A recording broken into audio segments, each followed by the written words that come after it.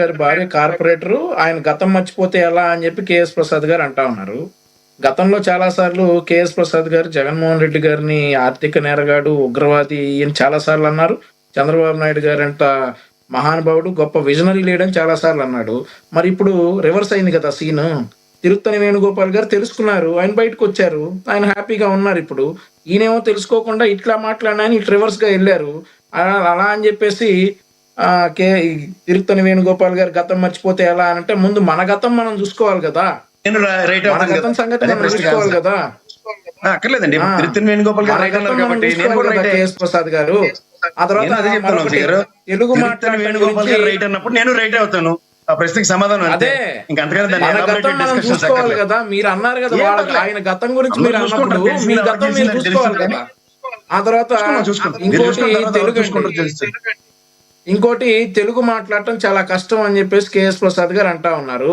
కరెక్టే, తెలుగు మాట్లాడటం కష్టమే కానీ అక్క చెల్లెళ్ళు అనేటటువంటి మాట మాట్లాడలేకపోవటం అక్క చెమ్మలు అంటారు. గుంటూరు అనే మాటనేమో గుండూరు అంటారు. ఆ తర్వాత చాలా ఉన్నాయి ఇట్లాంటివి. నిరక్షరాస్యత అనే పదం రావటానికి నిరారక్షిత అంటారు. రక్షిత ఎవరో మరి. ఆ తర్వాత నిన్న గంప గుర్తుగా అనే పదానికి వచ్చినటువంటి తిప్పలు లక్ష్మీనాథ్ గారు దాన్ని ఇక ఏంటది మీరు చెప్పొద్దులేండి, అయ్యొద్దు అది వద్దు, మీరు అనొద్దు. ఆయన చెప్పినప్పుడు బాగానే విన్నారు కదా సార్. అవి వద్దు, రిపీట్ చేయొద్దు, అది వేరుగా వెళ్తాయి, మళ్ళీ వేరుగా అనుకుంటారు. రైట్, వద్దు. మరి కేఎస్ ప్రసాద్ గారు వెళ్ళిపోయారా? ఆయనకి అనుకోకుండా కాల్ వచ్చింది, లేకపోతే ఉండేవాళ్ళు కంపల్సరీ. ఏదో ఎప్పుడు అడగలేదు ఆయన. వస్తాయి ఇట్లాంటప్పుడే వస్తాయి. తెలుగు మాట్లాడటం చాలా కష్టమే, ఒప్పుకుంటా. కానీ కనీస పదాలు కూడా మాట్లాడలేనటువంటి వ్యక్తిని ఈ రకంగా ఎలివేషన్లు ఇచ్చుకుంటే ఎలా సార్? అవును, అతను మాట్లాడలేకపోయాడని ఒప్పుకోవాలి కదా. తెలుగు మాట్లాడటం కష్టం అంటా ఉన్నారు. ఎందుకు కష్టం? స్పష్టంగా మాట్లాడాలి కొన్ని పదాలు. లోకేష్ గారిని విమర్శించారు కదా, ఏదో ఒక పదం దొరికితే లోకేష్ గారిని విమర్శించారు కదా. మరి ఇప్పుడు రండి, లోకేష్ గారితో ప్రెస్ మీట్ మాట్లాడేటటువంటి ప్రెస్లో మాట్లాడేటప్పుడు లోకేష్ గారిని చూడండి. ఆయన పాయింట్ కోసం ఒకసారి పేపర్ చూసుకుంటారు. జగన్మోహన్ రెడ్డి గారు గతంలో చాలా మాట్లాడారు, కానీ నిన్న మాట్లాడింది మాత్రం అది మనం రిపీట్ చేయడానికి కష్టంగా ఉంటుంది. అది వద్దులేండి. ఒకటి బ్రదర్, ఇప్పుడు ఆయన లోకేష్ గారు పాయింట్ కోసం పేపర్ లో చూసుకుంటారు, దాని గురించి అనర్గళంగా 10 నిమిషాలు మాట్లాడగలరు. ఈయన నిన్న నేను చెప్తానండి ఒక ఎగ్జాంపుల్. లక్ష్మీనాథ్ గారు ఇట్లా పెట్టుకున్నాడు, కొలంబోలో క్రికెట్ మ్యాచ్ చూడటానికి ప్రత్యేక విమానంలో ఎవడు సార్ అవన్నీ రాసిచ్చేవాడు? సజ్జలు రాసిస్తాడా? ఆ మాత్రం అది కూడా బయటికి చెప్పలేడా సార్? పేపర్ చూడకుండా అది కూడా చదవలేడా? తెలుగు మాట్లాడటం కష్టం అంటాడు ఈ కేఎస్ ప్రసాద్ గారు వచ్చి. అసలు కనీస పదాలు కూడా మాట్లాడలేకపోతే ఎలా? కనీస పదాలు, అక్క చెమ్మలు, గుండూరు, నిరారక్షత, ఇవన్నీ ఇక వీళ్ళు ఇంకా ఇతన్ని జాకీలేసి లేపటం. సో నేను ఏమంటా ఉన్నానంటే, ప్రతి ఒక్కరికి డిజేబిలిటీ ఉంటుంది. బొత్స సత్యనారాయణ గారి డిజేబిలిటీ గురించి అసలు ఇక్కడ మేమేం ప్రస్తావించట్లా.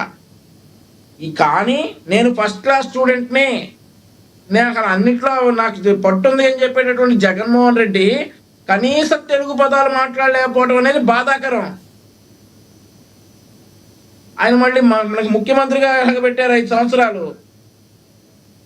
కనీస పదాలు నాకు తెలుగులో వీక్ అంటా ఉన్నాడు. తెలుగులో కాదు నాయన, నువ్వు అన్నింటిలో వీకే. అబద్ధాలు చెప్పటంలో అండ్ ఆల్సో చేయని పనులు చేసినట్లు చెప్పటంలో మాత్రం నువ్వు చాలా స్ట్రాంగ్. ప్రజల సొమ్ము దోచుకోవడంలో నువ్వు చాలా స్ట్రాంగ్. అసలు ఒకరిని వేసేసి దాన్ని గుండెపోవడం చెప్పడంలో నువ్వు చాలా స్ట్రాంగ్. కాకపోతే గంటలోనే బయటపడిపోయింది అనుకో, అదేదో సినిమాలో బ్రహ్మానందం గారు ఏదైనా చేస్తే అసలు వెంటనే బయటపడిపోయింది. బ్రహ్మానందం గారి సినిమా ఒకటి ఉంటది, జులై ఏదైనా దొంగతనం ఏదైనా జులై సినిమాలో వెంటనే బయటపడిపోతాడు. అట్లాగే జగన్మోహన్ రెడ్డి పని చేస్తే వెంటనే బయటకు వచ్చేస్తుంది. ఇంకా కంక్లూడ్ అయింది సార్. ఆయన వెళ్ళిపోయినాక ఆయన ఉంటే స్థానిక సంస్థల గురించి చాలా మాట్లాడాలనుకున్నా, ఆయన మాట్లాడినంతసేపు కామ్ ఉన్నా. ఒకవేళ వెళ్ళిపోతాడని తెలిస్తే ఆయన మాట్లాడేటప్పుడే మాట్లాడేవాడిని. ఆయన కావాలని వెళ్ళిపోలేదు అనుకుంటలేండి, ఏదో కాల్ వచ్చింది, ఎప్పుడు అడగలేదండి అని అడిగారు. ఎట్లాగైనా వెళ్ళిపోయాడు కదా సార్. రైట్. కాదు చివరిగా ఒకటి చెప్పండి, లోకల్ బాడీ ఎలక్షన్లు ఎప్పుడు జరిగే అవకాశం ఉంది? జరిగితే కూటమి ప్రభుత్వం ఏ స్థాయిలో ముందుకు వెళ్తుంది, మీరు ఏమంటారు? మీరు సార్ ఖచ్చితంగా దానికి ప్రణాళికలు జరుగుతా ఉన్నాయి. మీరు గతంలో చూసుకున్నారు, 2 జెడ్పీటీసీ ఎన్నికలకి డిపాజిట్లు రాలా వైఎస్ఆర్సీ పార్టీకి. వారి సొంత నియోజకవర్గం అండి, ఎక్కడో దూరాన ఉన్నటువంటి నియోజకవర్గాలు కాదు. జగన్మోహన్ రెడ్డి గారి సొంత నియోజకవర్గం పులివెందుల్లో, పక్కన ఉన్నటువంటి ఒంటిమిట్టలో కనీసం జెడ్పీటీసీకి పోటీ చేస్తే డిపాజిట్లు రాలేదు. ఇక వాళ్ళేదో మీ మీద ఆరోపణలు చేస్తున్నారు కదా, కావాలని మీ అధికార దుర్వినియోగం చేశారని ఆరోపణలు చేశారు అప్పుడు వాళ్ళు. సార్ ఇవన్నీ ట్యూస్డే కబుర్లు అంటారు సార్, వీటిని ఇవన్నీ ఆపాలి. ఈ కబుర్లన్నీ ఆపాలి. గతంలో మేము పోటీ చేసాం, రైట్, మేము పోటీ చేసాం తిరుపతి ఎలక్షన్స్. రైట్, అక్కడ ఏం జరిగిందో తెలుసు. ఇక్కడ ఏమైనా ఉంటే చూసుకోండి. Right sir, right. అంతేగాని ఈవీఎంలు పనిచేయలేదు, రిగ్గింగ్లు జరిగినాయి, ఈ కబుర్లన్నీ ఆపాలా. రైట్, ఎస్, మీ అభిప్రాయం అర్థమైంది ఒక సార్. విషయం చెప్పి కంక్లూడ్ చేస్తా సార్. చెప్పండి. వీళ్ళు అధికారంలో ఉండగా మేము 3 ఎమ్మెల్సీలు గెలుచుకున్నాం, అది గుర్తుపెట్టుకోమనండి. ఎస్, గతంలో, అవును,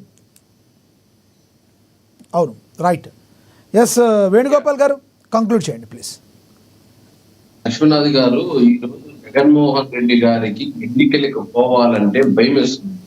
అందుకనే ఈ రోజు కేంద్ర బలగాలు ఉన్నాయని కానీ సపోర్ట్తో అయితేనే మేము ఎన్నికలకు పోతాం, లేకపోతే పోలేమంటుంటాం. ఎందుకంటే గతంలో అరాచకాలు దండిగా ఉన్నాయి. ఆ రోజు బై ఎలక్షన్స్ లో కానీ, అదే విధంగా లోకల్ బాడీ ఎలక్షన్స్ లో కానీ ఏ విధంగా అరాచకాలు చేశారు. బ్యాంక్ ఎలక్షన్స్ లో ఓటింగ్ లేకుండా రిగ్గింగ్ చేస్తూ, లోకల్ బాడీ ఎలక్షన్స్ లో కొన్ని చోట్ల ఏదైతే క్యాండిడేట్లు నామినేషన్ చేస్తూ క్యాండిడేట్ని బూతుల కాడికి రానియకుండా తరిగి కొడుతూ ఏ విధంగా అరాచకాలు చేశారో చూసాం. అవన్నీ చూసి రాష్ట్ర ప్రజలు ఈ రోజు తగిన బుద్ధి చెప్తారని చెప్పేసి ఈ రోజు ఏదైతే 24లో 151 సీట్లకు 11 సీట్లు ఇచ్చారంటే ఇక లోకల్ బాడీ ఎలక్షన్ పరిస్థితి ఏ విధంగా ఉంటుంది? ఆ రోజు కేంద్ర బలగాలే కదా వచ్చి ఎన్నికలు జరిపాయి. ఆ రోజు కేంద్ర బలగాలతోనే కదా ఎన్నికలకు పోయాడు జగన్మోహన్ రెడ్డి. మరి కానీ 151 సీట్లు 11 సీట్లు వచ్చింది, మరి దానికి ఏం సమాధానం చెప్తాడు? అప్పుడేమంటున్నాడు, ఈవీఎంలు ప్రధానం అంటాడు.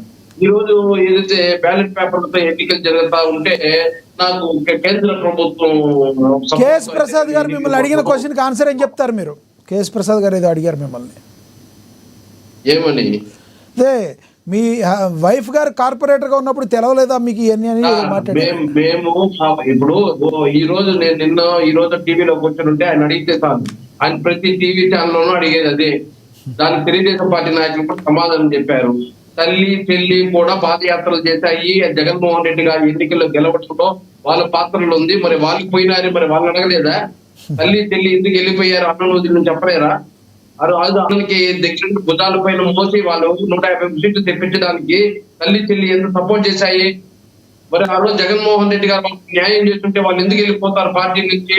అదే విధంగా ఈ రోజు కార్యకర్తలకు కానీ రాష్ట్ర ప్రజలకు కానీ అన్యాయం చేశాడు కాబట్టి మేము బయటకు రావాల్సి వచ్చింది. ఈ రోజు లోకల్ బాడీ ఎలక్షన్స్ లో ఆ రోజు కొన్ని చోట్ల అని చెప్పాను, అన్ని చోట్ల అని చెప్పలా. మేమంతా డైరెక్ట్ గా ఎలక్షన్స్ కు పోయాము, తిరిగాము, కష్టపడ్డాము, గెలిచాము. మేమేమో నామినేషన్ చించేసి కార్పొరేటర్ అవ్వలేదు, లేకపోతే రిగ్గింగ్ చేసుకోలే, కార్పొరేటర్ కాలేదు. నేను కార్పొరేట్ అవ్వడం కాదు ఇక్కడ ముఖ్యం. ఈ రోజు ఎన్నికలకు జగన్మోహన్ రెడ్డి గారు ఎందుకు భయపడుతున్నాడు, ఎందుకు రానంటున్నాడు? కేంద్ర బలగాలు వస్తేనే నేను పోటీ చేస్తాను ఎందుకు చెప్తున్నాడు? సో ఇప్పుడు ఏ రకంగా అయితే నాకు కాదు సార్, ఏ రకంగా అయితే నాకు ప్రతిపక్ష హోదా ఇస్తేనే